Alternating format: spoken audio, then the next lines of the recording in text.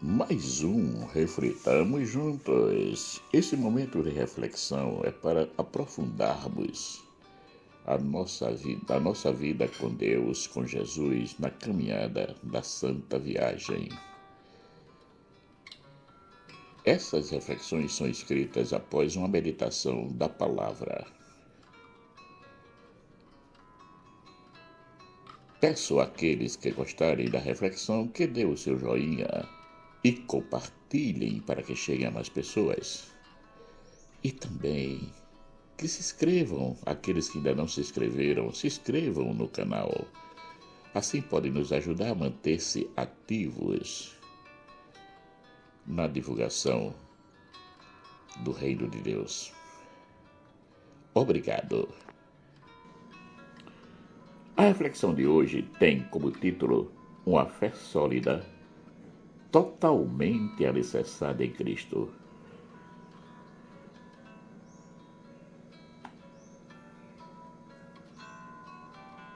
Para nós cristãos, a fé não é apenas crer em alguma coisa ou em alguém. É muito mais do que isso. É crer e responder aquilo que acredita. Assim nos deram exemplos Abraão e Maria. Ele, em 2 momentos da sua vida.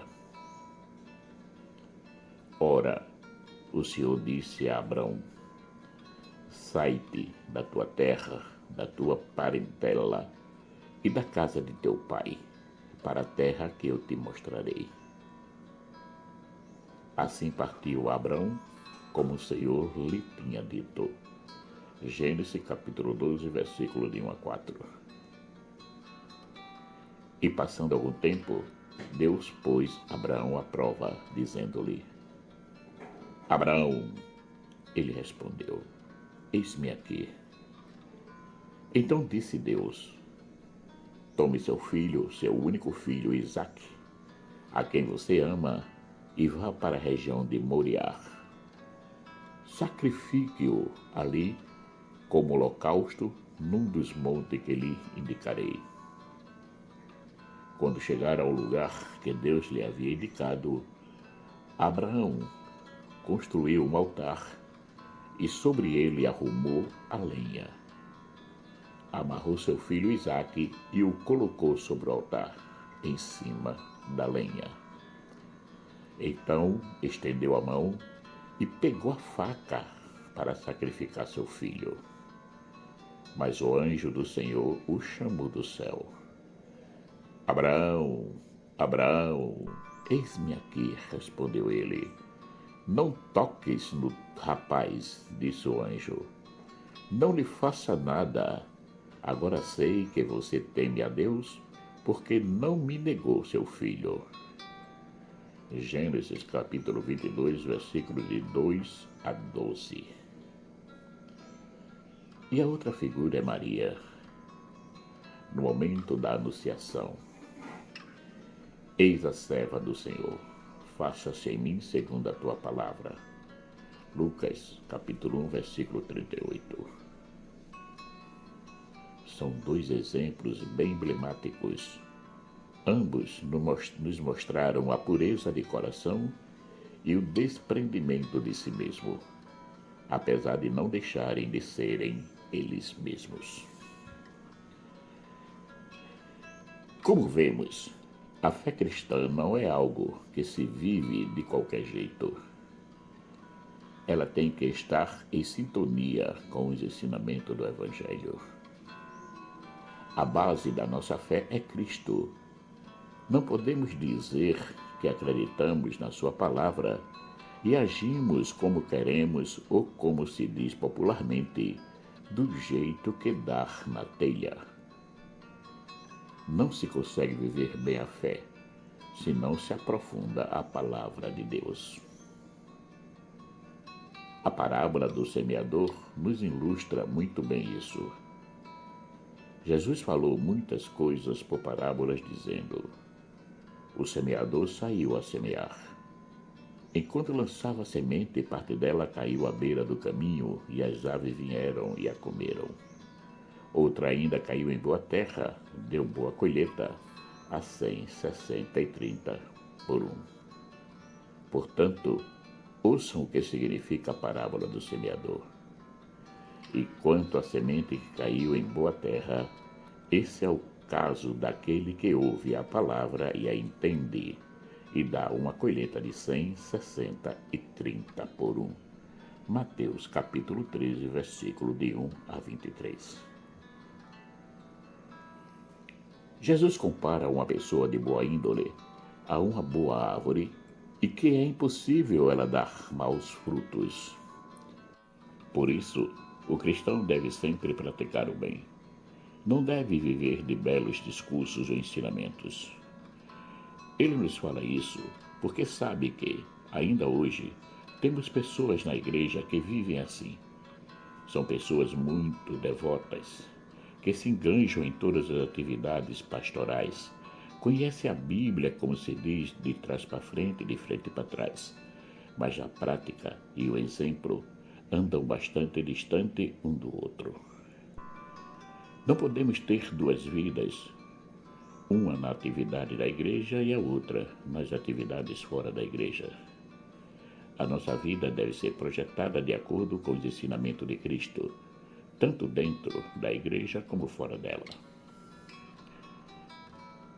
Ele também faz menção ao homem que alicerça sua casa sobre a rocha, inclusive nos diz que nada é capaz de destruí-lo. É semelhante ao homem que edificou uma casa e cavou e abriu bem fundo, e pôs os alicerces sobre a rocha. E vindo a enchente, bateu com ímpeto a corrente naquela casa, e não a pôde abalar, porque estava fundada sobre a rocha.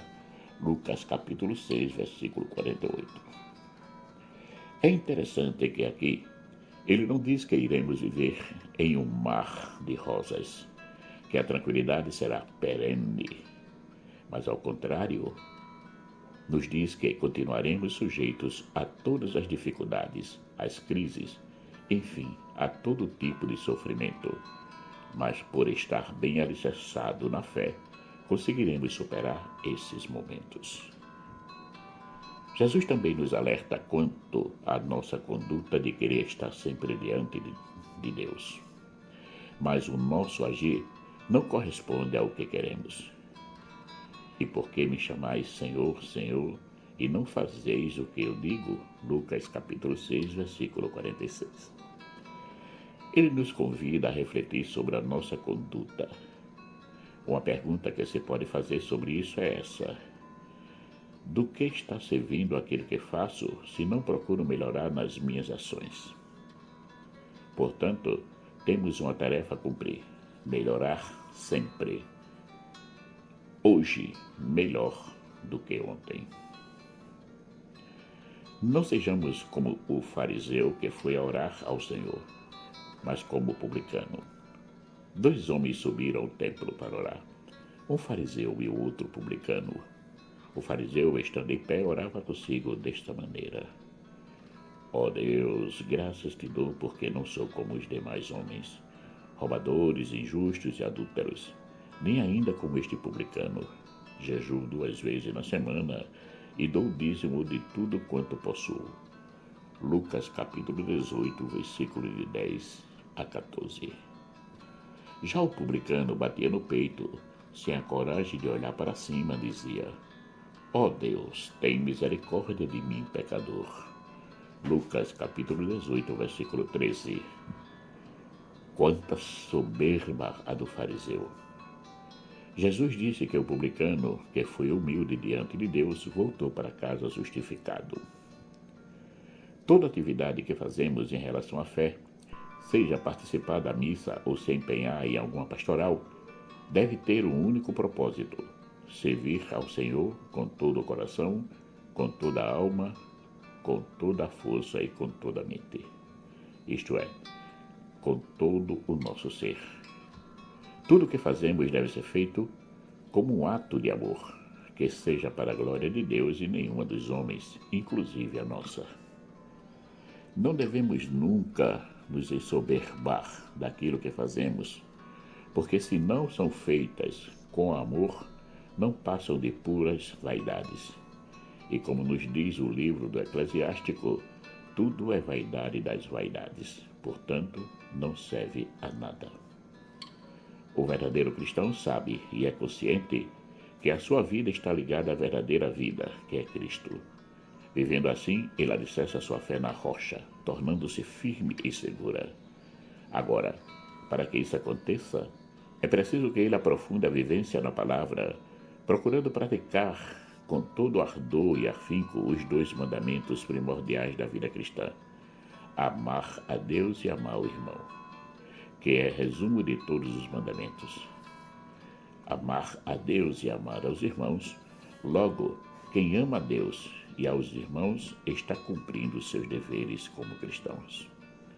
Senhor, ilumina-nos sempre, para que possamos diariamente compreender a Tua santa vontade e assim poder testemunhá-la a todos com a nossa vida. Marcos Laurentino.